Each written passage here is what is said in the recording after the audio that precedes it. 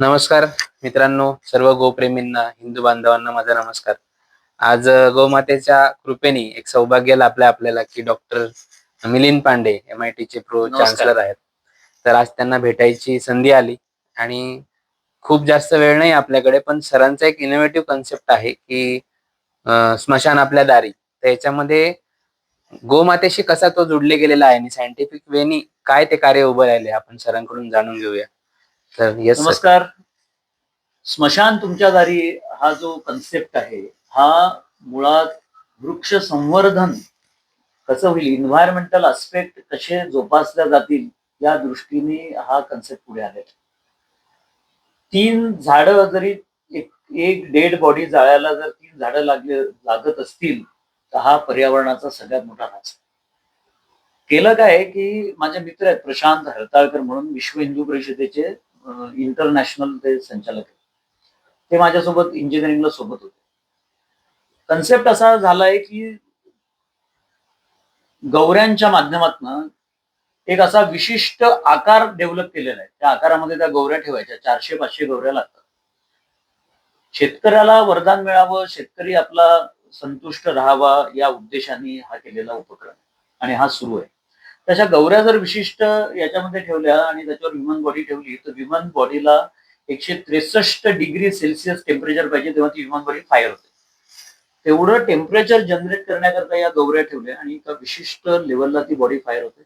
गोमूत्र सतत टाकत राहिलं एक विशिष्ट त्याच्यामध्ये द्रावण घालून, ते आपण सतत गोमूत्र त्याच्यावर टाकत असतो आणि ती बॉडी जळते. म्हणजे तुपाचा वापर नाही केला जात. तुपाचा वापर नाही केलाय. ओके. गोमूत्र म्हणजे शेतकऱ्याचं गौऱ्या विकल्या जाव्यात आणि गोमूत्र आणि सुद्धा. गोमूत्र सुद्धा विकलं जावं या उद्देशाने हा उपक्रम केला आणि त्याला प्रचंड सक्सेस मिळाला. ती बॉडी फायर झाली, की तो जो धूर निघतो, त्या धुरामधनं मिथेन नावाचा गॅस बाहेर पडतो. आणि त्याला आज इतकी मार्केटमध्ये किंमत आहे, की मिथेन गॅसचं 1 लिटर ते जवळपास 35,000 40,000 ला विकलं.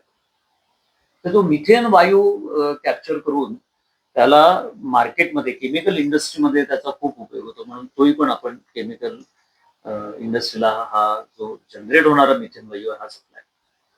त्याच्यामध्ये झालं काय, की याच्यामध्ये वृक्षतोड थांबली.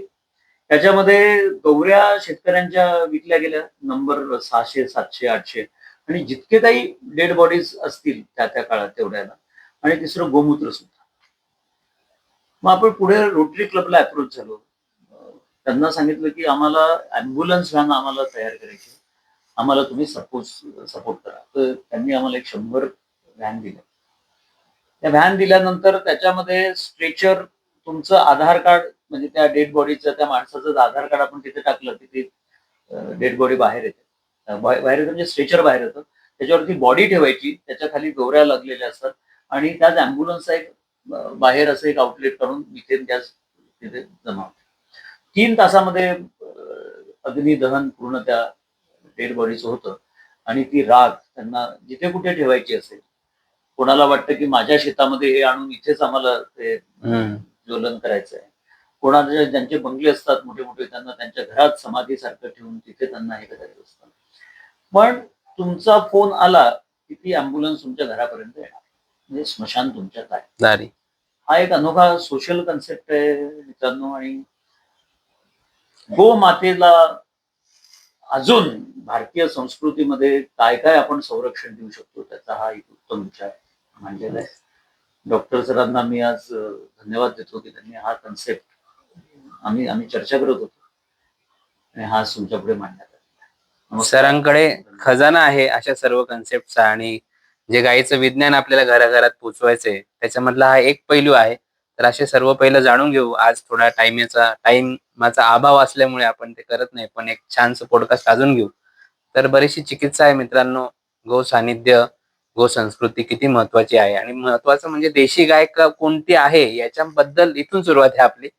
तर आपण निश्चितच पुढे जाऊया. सरांच्या सहकार्याने खूप छान कार्य पण आता आपण रेसिडेन्शियल रिट्रीट, जे असाध्य रोग ज्यांना झालेत, त्यांना पंचगव्याच्या मार्फत ऑक्सिजनेशन असेल किंवा बाकी ॲडव्हान्स थेरपीज आहेत, ते सुद्धा करतोय आणि MITच्या प्रयत्नांनी हे सर्व रिसर्च पूर्णत्वास जातील. सर, आज आपलं डिस्कशन झालं आपले गुरु भटकर सरांसोबत, हो. तर हे अजून मोठ्या भाग्याची आज गोष्ट.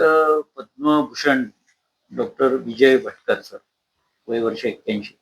आज ते आमच्या सरांशी बोललेत, आज त्यांना आशीर्वाद दिला आणि या गो मातेचं कार्य अजून अजून पुढे कसं नेता येईल आणि यांच्यासारखे तरुण डॉक्टर या विषयात पूर्ण झोकून दिलेले, हेच आज पुढचं जे आपण म्हणतो भारत विकसित 2047, भारत विश्वगुरु होणार, तो होणार कोणतं, या आमच्या डॉक्टर साहेबांना. येस सर, आपण हा विषय मोदी साहेबांपर्यंत सुद्धा नेलेला आहे. नेलं. बरोबर. तर जर गव्हर्नमेंटने याच्यामध्ये जर जास्त इनिशिएटिव्ह घेतला तर मला वाटतं की प्रत्येक सिटीमध्ये जे अमरधाम आहेत तिथे हो. हा कोलॅबोरेशन होऊ शकतं आणि प्रत्येक गावातल्या ज्या गायी आहेत आजूबाजूच्या त्या वाचू शकता. या सगळ्या गोष्टी आहेत.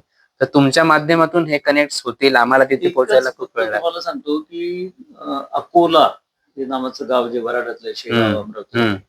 त्या अकोला गावामध्ये उमरी नावाचं एक तिथे अमरधाम आहे. त्या अमरधाम मध्ये ही पूर्ण, मी जे काय आता बोललो की ते विशिष्ट आकार, त्याच्यात गौऱ्या, त्याच्यात मिठी, हे तिथे कुणाला इच्छा असेल तर हे लाईव्ह तिथे जाऊन बघू शकतो. मी एक आपलं डेमॉन्स्ट्रेशन जे मला माहिती आहेत, असे कित्येक ठिकाणी गेले असतील हे, पण मला जे जवळच्या जवळ माहिती आहेत.